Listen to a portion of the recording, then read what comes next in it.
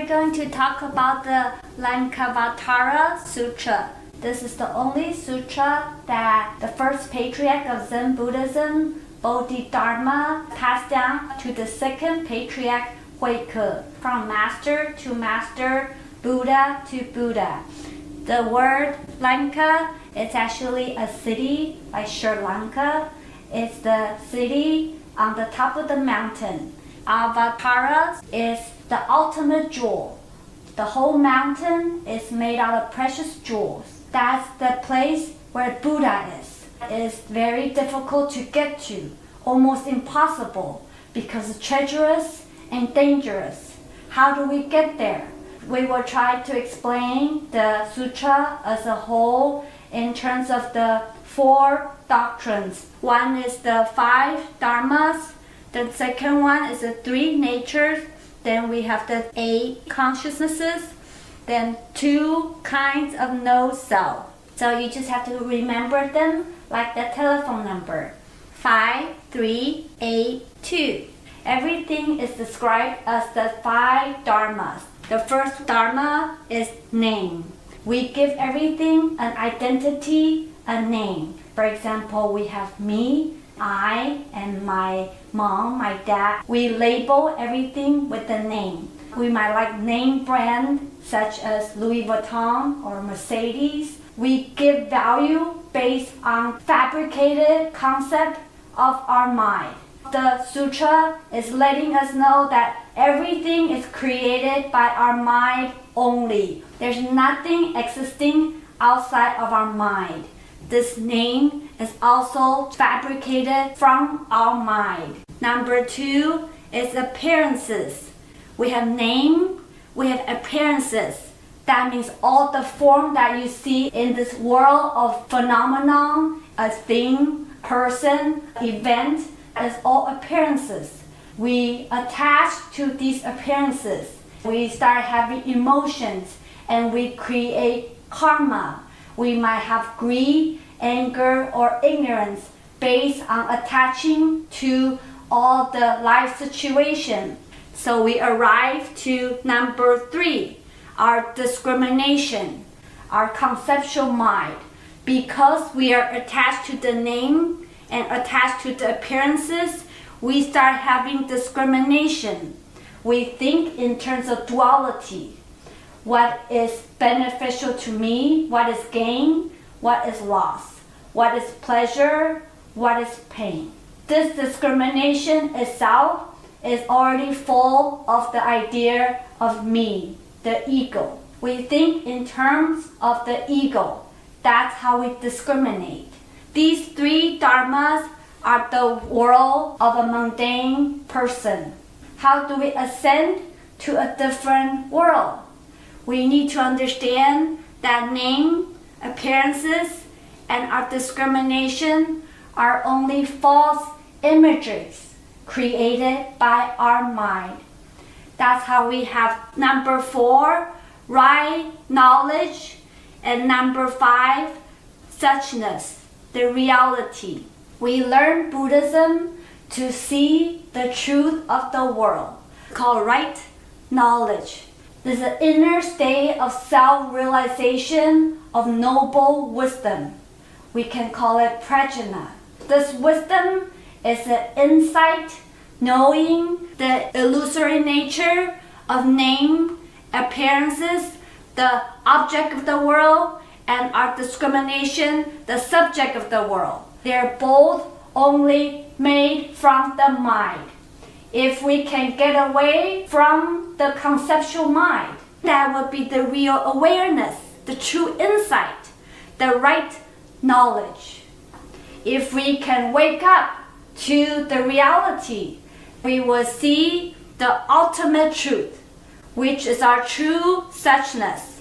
When the name and the appearances are put away, the discrimination will cease. That which is remain is the Buddha nature, the nature of all things, ultimate, pure reality. This is the absolute truth. Only this is real.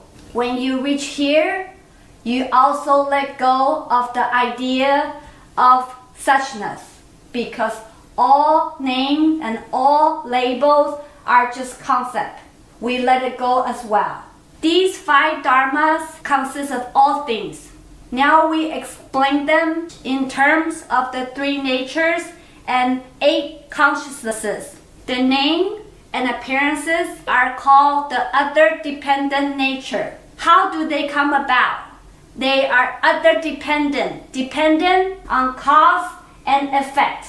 Without cause and effect, you will have no name or appearances. This cause and effect is actually from our own alaya consciousness.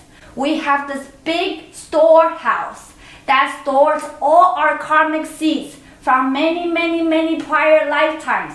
Or our thoughts or our action, they are seeds, or we call it habit energy or impression. When the conditions are right, they will ripen into what we call the phenomenon world.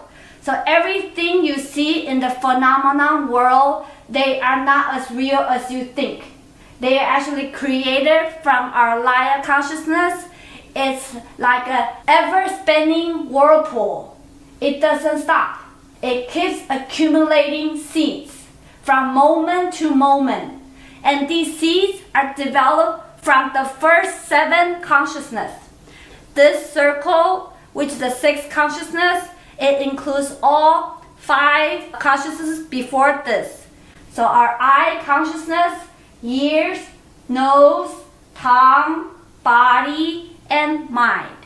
That's how we conceptualize, see, and experience the world. But this is based on the 7 consciousness, the ego. We love ourselves so much, we think the alaya consciousness is me. And we base all our thinking on this manas. And whatever we think becomes our action, becomes our words. We have greed, anger, and ignorance, and we create killing, stealing, and lust. All these get stored back into the alaya consciousness as seeds. These habit energies, they will ripen into result. All these is created by this deluded mind. This is not our Buddha nature. This is an ignorant mind. This is when we are full of the self. Buddha nature have no self. This is Buddha nature. This is our deluded mind. If you understand its illusory nature, no longer attached to your outside world, this alaya consciousness itself, when it's purified, it is the suchness. It is the true reality. Living in the alaya, we are living in a dream state. When someone is yelling at us, we think it's so real, we become very angry. If we know there is not the person outside of us, and not the words, and not a self, then we will no longer be angry. Because we perceive it as real, we become angry. Or we have to get the Louis Vuitton bag or the Mercedes because we perceive them as very valuable. If we can only see this is only a life that we fabricated from our alaya consciousness, we will be awakened. All you have to know is illusory. Oftentimes, we describe them in terms of these 3 natures. The nature of all things, which is dependent on conditions, wandering thoughts, or false imagination, and the fully accomplished nature is our true suchness. If we always live in the conceptualized nature, in our conceptualized thinking, we are like the audience who's watching and completely absorbed in this movie, thinking it's real. We're caught up in this drama of life. If we can see it's only made out of cause and condition, we are like the actors. We know we're making a film. We're only acting right now. That's a higher insight of wisdom. But if you can become the director, directing your whole life, your emotion is not constantly controlled by the ups and downs of the world. without the conceptualization, without the discrimination, then you will realize these two kinds of no self. Egolessness of persons, egolessness of things. Right now, we are ignorant. We think there is a real, permanent me. And we think everything outside of us is really existing. These two beliefs is hindering us from becoming a Buddha. But when you're awakened, you will realize that there's no such thing as I or ego. It's only a fabrication. There's no me and there's no things. That's why it's called yogacara, consciousness only. Everything is only manifestation of our mind. And that is the truth. That is reality. Through meditation, contemplate on this fact. One day you will come to this awakening that everything is only a dream. When you have this kind of insight, you can be a true bodhisattva. You live this life not attached to anyone or anything, but help everyone to become enlightened. That's someone who is awakened. This is when we reach the top of the mountain. Even though it's treacherous and difficult, we will get there eventually. The sutra keeps saying everything is unborn.